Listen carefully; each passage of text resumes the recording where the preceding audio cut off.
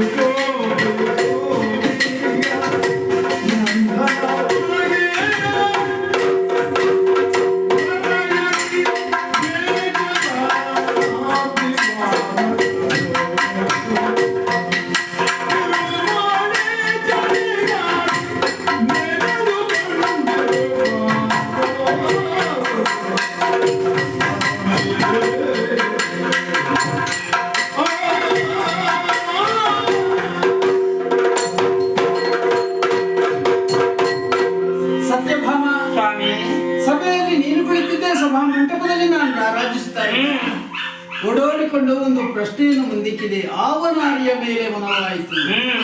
ನಾರಿಯರ ದೆಸೆಗಾಗಿ ನಕ್ಕದ್ದಲ್ಲ. ನಮ್ಮದೇ ಆದಂತಹ ದ್ವಾರಕೆಯ ಉದ್ಯಾನವನದಲ್ಲಿ ಒಬ್ಬ ಯತಿ ಕುಳಿತಿದ್ದಾನೆ.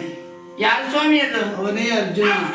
ಅರ್ಜುನನಿಗೂ ಈ ಗತಿವಂತೆ. ನನ್ನ ತಂಗಿ ಸುಭದ್ರೆಯನ್ನು ಮದುವೆಯಾಗಬೇಕಂತೆ ಸಿಗ್ತಾಳೋ ಇಲ್ವೋ ಎನ್ನುವಂತಹ ಸಂಶಯದ ಭೀತಿಯನ್ನು ಕಾಡುತ್ತಾ ಇದೆ. ಕಾರಣ ಇಷ್ಟೇ, ಹಸ್ತಿನೇ ಕೌರವನಿಗೆ ಸುಭದ್ರೆಯನ್ನು ಮದುವೆ ಮಾಡಿ ಕೊಡಬೇಕೆನ್ನುವ ಹಾಗೆ ನನ್ನಣ್ಣ ಬಲರಾಮ ತೀರ್ಮಾನಗೈದಿದ್ದಾನೆ. ನಾಳೆಯ ದಿನದಲ್ಲಿ ದಿಬ್ಬಣ ಸಹಿತವಾಗಿ ಕೌರವನ ಆಗಮನ ಆಗುವಾಗ ಸುಭದ್ರಾರ್ಜುನ ಕಲ್ಯಾಣವು ಜರುಗಿ ಹೋಗುತ್ತದೆ. ಇಂತಹ ವಿಚಾರವನ್ನು ಯೋಚಿಸಿ ನಗು ಉಂಟಾಯಿತು ನನಗೆ.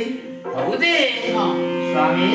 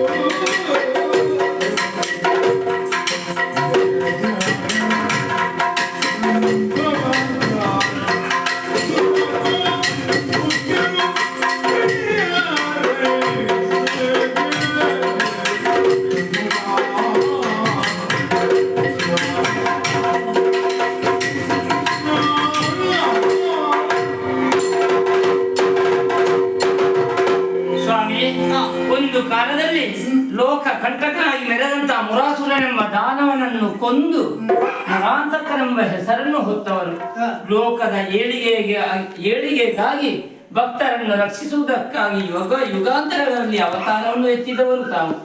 ತಂಗಿಯ ಬಾಳು ಬೆಳಗಾಗುವುದಕ್ಕೆ ನಿಮ್ಮ ಮನಸ್ಸು ಈ ರೀತಿಯಾಗಿ ವರ್ತನೆ ಮಾಡುತ್ತದೆ. ಅರಿಯದೇ ಹೋದೆ ನಾನು. ಸ್ವಾಮಿ, ನಿಮ್ಮ ಕೃಪಾನುಗ್ರಹದಿಂದ ಸುಭದ್ರೆಯ ಕಲ್ಯಾಣ ಆದಷ್ಟು ಬೇಗ ನಡೆದಿದೆ.